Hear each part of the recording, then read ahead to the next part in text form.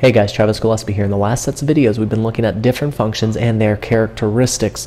And now I'm going to jump right into linear functions, and we're going to look at some linear function problems. Just keep in mind, just remember, a linear function can be graphed as a straight line, and if you're actually looking at that function, well, you know it's a linear function if x is raised to the first power, so that exponent for x is raised to the first power. And let's get started. I'm going to just hide this information.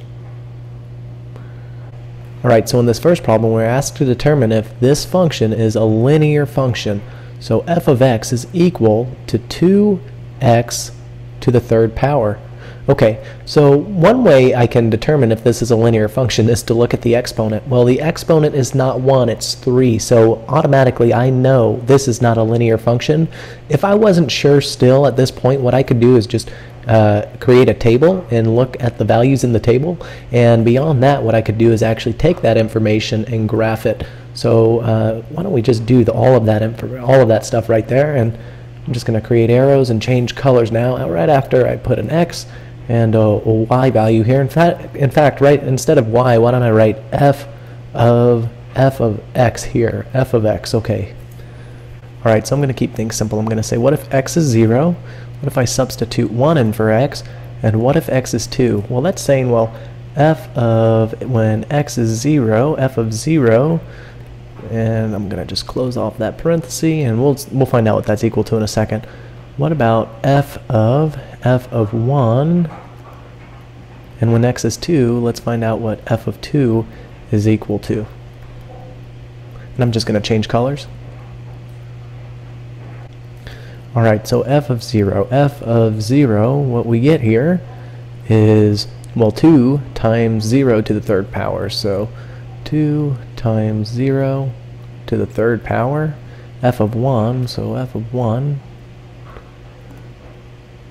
that's equal to 2, and I'm going to fix that 2 times 1 to the third power, and finally f of 2, that's f of 2, that would be equal to 2 times 2 to the third power. Alright, so when I calculate these values, I'm just going to change colors again.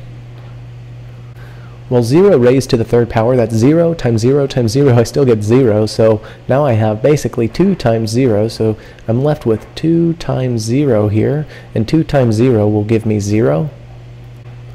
So when x is 0, well, f of 0 is going to give me 0. Let's look at the next one. Well, now I have 1 to the third power. Well, 1 times 1 times 1 is still 1, so now basically I'm left with 2 times 1 here. 2 times 1 will give me 2. So f of 1 is equal to 2. Well, f of 2, well, 2 to the third power, that's 8. So what I'm left with here is 2 times 8, and 2 times 8 will give me 16. So f of 2 is equal to 16. So now I could actually graph this information and think of my values as ordered pairs. So when x is 0, well, f of x, so I'm going to think of it as y. So when x is 0, y is 0. When x is 1, y is 2. And when x is 2, y is 16. So in fact, what I can see here is this is not a constant rate of change. So I'm already seeing this isn't going to be a linear function or a linear graph here, not a straight line. So when I go and graph my first point at 0, 0, 0, 0, and then graph my next point at 1, 2, so when x is 1, and I'm just picking an arbitrary point here, when x is 1, y is 2, and I'm just eyeballing this right now.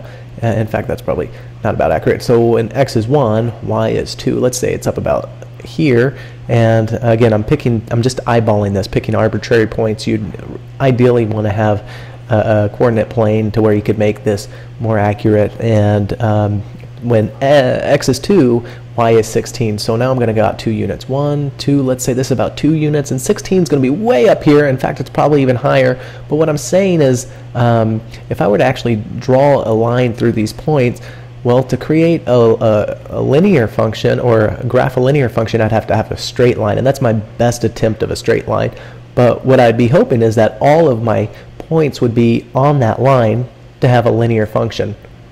Since this point doesn't fall on the line, I know I've just proved that this is not a linear function. So there's a way you could prove it. Use a table or graph the information itself.